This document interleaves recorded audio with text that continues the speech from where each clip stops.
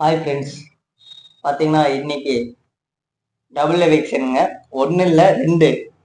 பார்த்தீங்கன்னா யார் எவிக்ட் ஆகிறாங்கன்னு பார்த்தீங்கன்னா ஃபர்ஸ்ட் ஜெப்ரி. இன்னைக்கு சாட்டர்டே எபிசோட்ல அதான் காட்டுவாங்க. ஜெப்ரி எவிக்ட் ஆகிறாங்க. அதாவது கோவா கேங்லேருந்து ஜெப்ரி வெளியே வந்தோடனே ஜெப்ரிக்கு வந்து ஃபுல்லாக நெகட்டிவாக தான் இதாயிடுச்சு அவங்களுக்கு. ஏன்னா விஜய் சேதுபதி என்ன சொன்னா அப்படின்னா, நீங்கள் கேமில் வந்து ஒரு ஃப்ரெண்ட்ஷிப் கொண்டு வராதீங்க, மித்தபடி நீங்க உங்க ஃப்ரெண்ட்ஷிப் நல்லா இருக்குன்னு தான் சொன்னாரு. ஆனா ஜெப்ரி அதை தப்பா புரிஞ்சுட்டு அந்த கேங்ல இருந்து வெளியே போயிட்டு அந்த கேங்கை தப்பா தான் பேசிட்டு இருந்தா அப்படி. அதனால ஜெப்ரியை தூக்கிட்டாங்க. ஏன்னா ஓட்டு அந்த அளவுக்கு கொடுக்கல ஜெப்ரிக்கு. அடுத்ததா பாத்தீங்கன்னா அன்சிதா நாளைக்கு எவிக்ட் ஆகிறாங்க.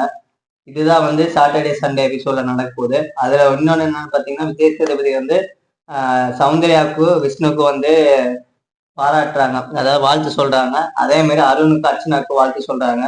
அப்புறம் இந்த வீக் வந்துட்டு போனது இல்லை, அவங்க பேரண்ட்ஸ் சைடு இருந்து சொன்னதை வந்து நீங்க வந்து ஏத்துக்கிறீங்களா, அவங்க சொன்னதை வந்து கருத்தை வந்து நீங்க ஏத்துக்கிறீங்களான்னு கேட்கறாரு. அதெல்லாம் வந்து நடக்குது இன்னைக்கு எபிசோட்ல. நேத்தோட எபிசோடுக்கு போலாம். அதுல முக்கியமா ரெண்டு விருந்தாளிங்க ஃபர்ஸ்ட் உள்ள வர்றாங்க. ஒண்ணு யாருன்னு பாத்தீங்கன்னா இது விஷ்ணு. விஷ்ணு, இன்னொரு ஆளு அர்ச்சனா. அர்ச்சனா. இது யாருக்குன்னா அர்ச்சனா உங்களுக்கே தெரியும், சொல்ல வேண்டியதில்ல. போன சீசன் டைட்டில் வின்னரு, அருணோட கேர்ள் ஃப்ரெண்ட் பியான்சி. விஷ்ணு போன சீசன்ல வந்து மிட் நைட் எவிக்ஷன்ல வந்து எவிக்ட் பண்ணாங்க. Midnight eviction. ஆமா. அவர் வந்துட்டு ஒரு ஃப்ரெண்டா தான் உள்ள வந்தாரு சௌந்தர்யாவுக்கு. ஸோ ஜாக்லின் எல்லாம் நல்லா தெரியும் போல. ஸோ சௌந்தர்யா சர்ப்ரைஸா இங்கதான் அவன் ப்ரப்போஸ் பண்ண போறேன் அப்படின்னு சொல்லிட்டு கேமரா முன்னாடி அவங்க அப்பா அம்மாட்ட பர்மிஷன் கேட்கற மாதிரி கேட்டுட்டு போய் ப்ரப்போஸ் பண்ணிட்டாங்க. அவரும் அதை அக்செப்ட் பண்ணிட்டாரு. ஆமா. இது நடந்து முடிச்சாலும் பாத்தீங்கன்னா நம்ம விஷ்ணு வந்து பாய்ஸ் டீம் தனியா கூட்டிட்டு போய் சொல்றாரு. என்ன சொல்றாருன்னா, அதாவது இந்த கேம் வந்து விளையாண்டு முடிச்சாச்சு, 80 days விளையாண்டாச்சு. இதுக்கப்புறம் வந்து நீங்க விளையாட போறது வந்து சும்மா உங்க டிக்கெட் டு ஃபினாலே, அதுக்கப்புறம் வந்து 2 வாரம் உங்களுக்கு ஒரு மெமரிஸ் மட்டும்தான் இருக்க போகுது. இப்ப நீங்க வந்து பாஸ்ட்ல பண்ணதெல்லாம் வந்து ஒரு மன்னிப்பு கேட்டு ஒரு நல்ல எல்லாத்தோட ஃப்ரெண்ட்ஷிப்பா போயிட்டீங்கன்னா நல்லா இருக்கும் அப்படின்னு சொன்னாரு. அவர் எதை மீன் பண்ணி ஃபர்ஸ்ட் சொன்னாருன்னா விஷால தான். விஷால் வந்து சௌந்தர்யா வந்து ஒண்ணு சொல்லியிருப்பாங்க, அந்த தப்பா வந்து தோணுது, அதாவது அவங்க பண்ற சில ஆக்டிவிட்டி வந்து தப்பா எனக்கு தோணுது அப்படின்னு சொல்லியிருப்பாங்க விஷாலு.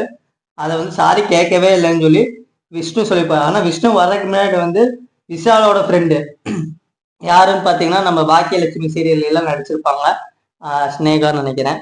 அவங்க வந்திருந்தாங்க. அவங்க வந்து அப்பயே வந்து விஷாலை கூப்பிட்டு சொல்லியிருப்பாங்க, இந்த மாதிரி சௌந்தர்யா நீ பேசுன, அதாவது சாரி கேட்டது ஓகே, ஆனா எதுக்கு வந்து சாரி கேட்ட, அந்த என்ன சொல்லனால அவங்க சாரி கேட்க வச்சாரு விஜய் சேதுபதி அப்படின்னு சொல்லி சொல்லியிருப்பாங்க. அதனால வந்து சௌந்தர்யா கட்டையே அப்பயே போய் விஷால் போய் கூட்டிட்டு போய் ஸ்னேகா முன்னாடியே வந்து எதனால நான் சொன்னேன், அதனாலதான் வந்து நான் சாரி கேட்டேன் அப்படின்னு சொல்லி சொல்லிடுறாங்க. அதுதான் வந்து விஷால் சொல்லுவா அப்படி விஷ்ணு கிட்ட, இந்த மாதிரி நான் ஆல்ரெடி சொல்லிட்டேன்னு. இருந்தாலும் வந்து விஷ்ணு என்ன சொல்ற அப்படின்னா, நீங்க சொல்லிட்டீங்க ஓகே, எனக்கு வந்து தெரியல, ஆனா வந்து இப்ப நீங்க சொல்றீங்க சொல்லிட்டேன்னு ஓகே, அது சொன்னா ஓகே ஃபைன் அப்படின்னு சொல்லிடுற அப்படி. அடுத்தது பாத்தீங்கன்னா எல்லாருமே இந்த பிக் பாஸ் ஹவுஸ்குள்ள இருக்கிறவங்க எல்லாருமே என்ன சொல்றாங்க, சௌந்தர்யா வந்து இன்னும் எப்படிதான் வச்சிருக்காங்க, ஒரு கேம் கூட விளையாடுறது இல்ல, ஜெயிக்கிறது இல்ல, ஆனா மக்கள் இவங்களை எப்படி சேவ் பண்றாங்க அப்படின்னு ஒரு டவுட் எல்லாத்துக்குமே இருக்குது. அதுக்கு ஒரு விளக்கு கரெக்டா சொல்லியிருந்தாரு. அதாவது கேமுங்கிறது ஒரு சின்ன பாட்டு மட்டும்தான், அதுக்கப்புறம் உள்ள என்ன நடக்குது அதை ஃபுல்லா இவங்க வந்து காட்டுறாங்க அந்த ஷோ ஃபுல்லா. அப்ப அதுக்குதான் வந்து மக்கள் வந்து ஓட்டு கொடுக்குறாங்க. ஆமா, அதே மாதிரி அந்த அளவுக்கு ஆதரவு கொடுக்குறாங்க அப்படின்னு சொல்லியிருப்பாரு. கூடவே இன்னொரு விஷயம் சொல்லியிருந்தாரு, இந்த வீட்டுல ஒரு ஆள் நீங்க யாரும் நினைச்சு பார்க்க முடியாத அளவுக்கு ஒரு ஆள் இருக்காங்க, அவங்கதான் டைட்டிலையும் அடிக்க போறாங்க. ஆமா, யாரு சொல்ற யாரு தெரிஞ்சு இருக்கும் போது திடீர்னு அவரு என்ன பண்றாருன்னு அவருக்கே தெரிய மாட்டேங்குது. ஆனா தனியா தெரியக்கா ஏதோ பண்றாரு. 10 பேர் இந்த சைடு போனா இவர் மட்டும் தனியா ஒருத்தர் இந்த சைடு போவாரு அப்படின்னு சொல்லி சொன்னா அப்படியே கரெக்டா தான் சொன்னாங்க. ஆக்சுவலா போக போக ராணுவ மேல இருக்கிற போக்கஸ் கொஞ்சம் ஏறிட்டே போகுது. அதான் கணிச்சிருப்பாருன்னு நினைக்கிறேன். அடுத்தபடியா ஆனா வந்து விஷ்ணு வந்து நல்லா நீட்டா வந்து எல்லாத்தையும் பொறுமையா வாய்ஸ் டைமுக்கு என்னென்ன சொல்ல முடியுமோ அதெல்லாம் சொன்னா அப்படி சூப்பரா இருந்தது அதை பாக்குறதுக்கு. அடுத்தது வந்து அர்ச்சனாவும் நம்ம ஈரோட மகேஷ் வந்தாரு. அதுல வந்து ஈரோடு மகேஷ் அவர் சொன்ன விஷயங்கள் வந்துட்டு அவரும் ஒரு மோட்டிவேஷன் மாதிரி தான் கொடுத்துருந்தாரு. என்ன விஷயம்னு பாத்தீங்கன்னா, இந்த கேம்ல வந்துட்டு பிக் பாஸ் வந்துட்டு ஒரு கொடுக்குற டாஸ்க் வந்துட்டு ஒரு சும்மா ஒரு கொஸ்டின் பேப்பர், ஒரு டீச்சர், நீங்க ஸ்டூடெண்ட், அதுக்கான ஆன்சரை பண்ணணும். அதை விட்டுட்டு அடுத்தவன் என்ன பண்றான் அதை பார்த்து பண்ணக்கூடாது. போன சீசன்ல என்ன பண்ணாங்க, முன்னாடி இருக்கிறவன் எப்படி பண்ணா அதை பார்த்து பண்றது, அதெல்லாம் வேண்டாம். அவர் உங்களுக்கு என்ன தோணுதோ, உங்களுக்கு என்ன தோணுதோ அதை பண்ணுங்க. அதான் அந்த கொஸ்டினுக்கு என்ன ஆன்சரோ அதை நீங்க எழுதுங்க. உங்களுக்கு வேற ஆன்சரா இருக்கும், அவருக்கு வேற ஆன்சரா இருக்கும். ஆனா கொஸ்டின் ஒண்ணுதான், அதான் கேம். ஆமா. இத பட்டுன்னு முடிச்சிட்டாரு.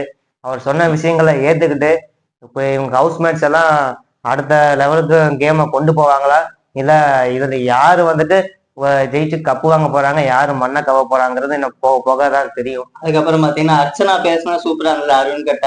அதாவது நான் வந்து போன சீசன்ல வந்து கப்பு ஜெயிச்சேன், ஆனா வந்து ஃபுல் நெகட்டிவிட்டி, எப்படி வந்து இவங்களுக்கு கப்பு கொடுத்தாங்க அப்படின்னு சொல்லி ஒரு சீசன் ஃபுல்லா என்ன இது பண்ணாங்க, அதெல்லாம் எனக்கு மைண்ட்ல ஓடுது அப்படின்லாம் சொல்லுவாங்க. சூப்பரா இருந்தது. ஆனா அர்ச்சனா வந்து உண்மையில ஒரு குயின் தான்.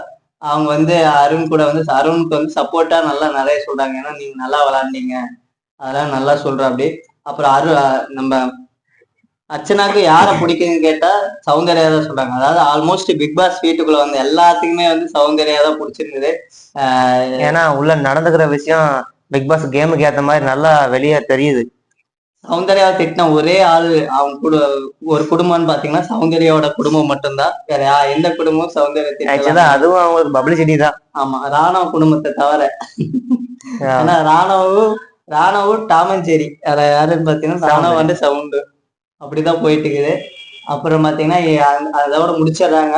நம்ம இந்த ஃபேமிலி டாஸ்க் இதோட முடிஞ்சிருச்சு. அதுக்கப்புறம் பாத்தீங்கன்னா முத்துக்குமார், தீபக், சௌந்தர்யா, ஜாக்லின் இவங்கெல்லாம் வந்து ஒரு இது பேசிட்டு இருக்காங்க, டிஸ்கஸ் பண்றாங்க. அதாவது எவ்வளவு கேஷ் பாக்ஸ் வச்சாங்கன்னா எடுத்துட்டு போவீங்க அப்படின்னு சொல்லி பேசுறாங்க. அப்ப வந்து தீபக் சொல்றாங்க 25 லட்சம் இருந்தா எடுத்துட்டு போவேன்னு. சௌந்தர்யா பாத்தீங்கன்னா 17 லட்சத்துக்கு மேல இருந்தா எடுத்துட்டு போவீங்கிறாங்க. ஜாக்லின் 17க்கு மேல சொல்றாங்க. முத்துக்குமரன் வந்துட்டு 25க்கு மேலதான் எடுத்துக்குவேன், கீழே வந்துட்டு அது எனக்கு தேவையில்லை. ஆமா, 25க்கு மினிமம் 25 இருந்தாதான் அவருக்கு இதை கம்ஃபர்டபுளா இருக்கும் அப்படிங்கிற மாதிரி அவர் சொல்றாரு. என்ன பண்றாங்கன்னு பாக்கலாம். கேஷ் பாக்ஸ் வர்றப்ப இவங்க எவ்வளவு எடுத்துட்டு போறாங்கன்னு ஆர்வமா இருக்குது. அது இவங்களே சொல்லிக்கிறாங்க, எல்லாம் இவங்களுக்கு எல்லாம் தெரியுது. கேஷ் பாக்ஸ் வந்தா அவங்க எடுத்துட்டு வெயிட் பண்ண எடுத்துட்டு அப்படியே மெயின் வெளியே ஓடிடலாம் அப்படின்னு எல்லாம் ப்ரீ பிளானடு. ஆமா. சோ அதுல ராணுவத்தை மட்டும் அவங்க கேட்கவே இல்லை. இல்ல, ராணுவ குழப்பி விட்டுட்டாங்க. என்னன்னு பாத்தீங்கன்னா 12 லட்சம் வந்தாலும் ஈஸியா எடுத்துட்டு போயிருங்க, 12 லட்சங்கிறது அதிகம் அப்படின்னு சொல்லி ராணுவ மண்டையை கழுவுறாங்க. அதேமா ராணுவ வந்து அவசரப்பட்டு கம்மியாவே எடுத்துட்டு போயிடுவாருன்னு நினைக்கிறேன். எனக்கு தெரிஞ்சு ஒரு 2 லட்சம் வச்சாலும் எடுத்துட்டு போயிடுவாருன்னு நினைக்கிறேன். ஏன் ராணுவ மண்டையை கழுவுறானுங்க? ஏன்னா ராணுவ வந்து கொஞ்சம் டஃப் நினைக்கிறாங்கல்ல. ஏன்னா வின் பண்ணிடுவாரு, டைட்டில் வின் பண்ணிடுவாங்க நினைக்கிறாங்க போல. நானும் மண்டையை கழுவி எப்படியாச்சும் கேஷ் பாக்ஸ் வந்து எடுத்துட்டு போக வைக்கணும் அப்படின்னு சொல்லி இவங்க பிளான் போட்டாங்கன்னு நினைக்கிறேன். அதுக்கப்புறம் பாத்தீங்கன்னா இன்னைக்கு எபிசோட் நம்ம சொன்னதுதான் ஜெஃப்ரி அண்டு அன்சிதா எவிக்ட். இதோட ஃபுல் டீட்டெயில் வந்து உங்களுக்கு நாளைக்கு அப்டேட் பண்றோம். ஓகே ஃப்ரெண்ட்ஸ், பாய்.